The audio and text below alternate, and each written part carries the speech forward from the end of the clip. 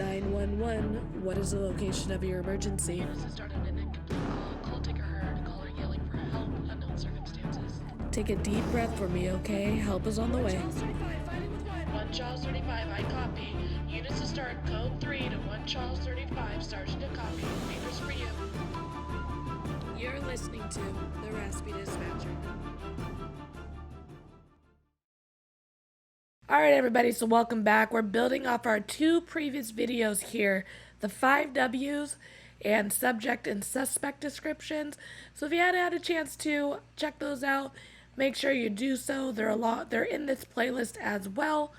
For this video, we're going to talk specifically about vehicle descriptions. If you're calling 911, how that dispatcher is going to be asking you for that vehicle's description, as well as how you need to be able to provide that to the dispatcher so the call goes smoothly. Alright, let's go ahead and get right into it. Of course, if you're enjoying these videos so far, do not forget to subscribe and like the videos as well. Let's go ahead and get into C.Y.M.B.O.L. Now, when getting information on a 911 call, especially when there is a crime that has occurred, it's very important to know, if possible, if my caller knows, how did that person arrive there? Did they arrive on foot? Did they arrive on a bicycle? Did they arrive on a motorcycle?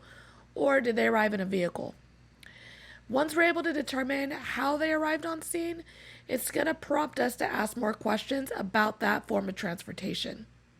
What's important about this is at any time during that 911 call, if that person leaves or tries to leave, having this information allows the officers to be able to look for that suspect while they're driving into the scene. So if they do happen to flee before help arrives, then at least we have that information to who we're looking for and what type of vehicle or what type of form of transportation they're trying to leave the area with.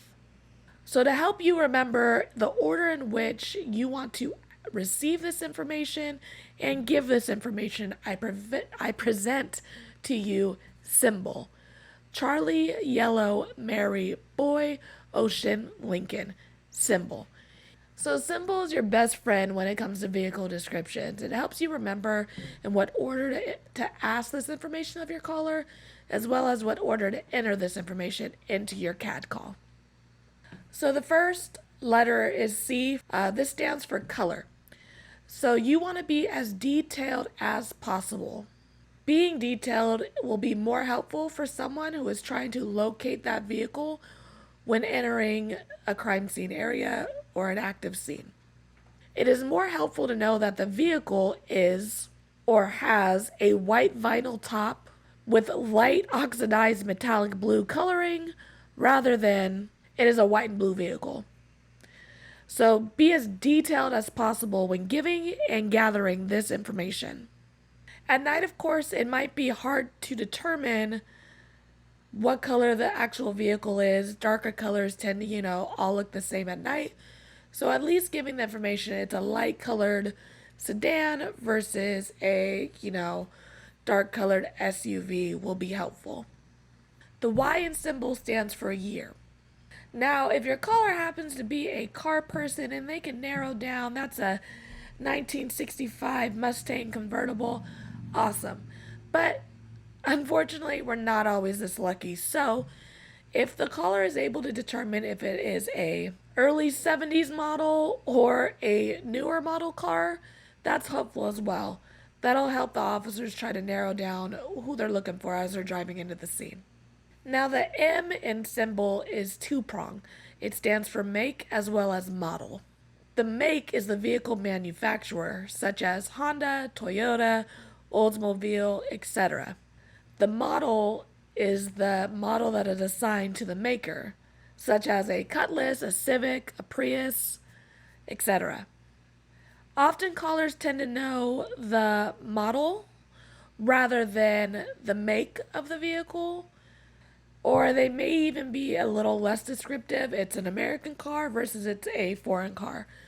So whatever information that caller is able to give you, you want to kind of help guide them if they're unsure by asking them questions, such as, is it an American car? Is it a foreign car? Convertible, four-door, etc. The B in symbol stands for body style. Is this car going to be a two-door convertible, a four-door sedan, an SUV, a minivan? What kind of vehicle body are we looking for?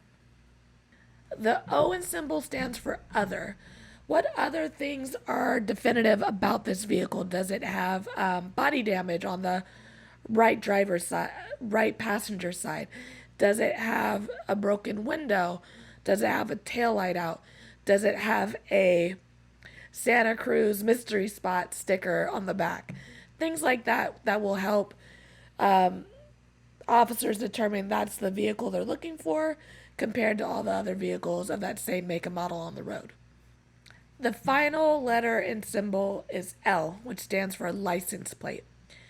Now, you want to, if you have this information, you want to include it in the call, in the proper format. Even if it's a partial plate, you're wanting to give that partial plate in the format that they think that plate is. For example, again, I dispatch out of California, so it's easiest for me to talk about our format, which is a little different from other states as well. But our format is 1 ABC 1 2 3. So if I only have a partial plate and they only give me 1 AB, I'll just throw a couple question marks in there to fill that gap. So my responding units understand that it started with this, but we're not sure about the rest.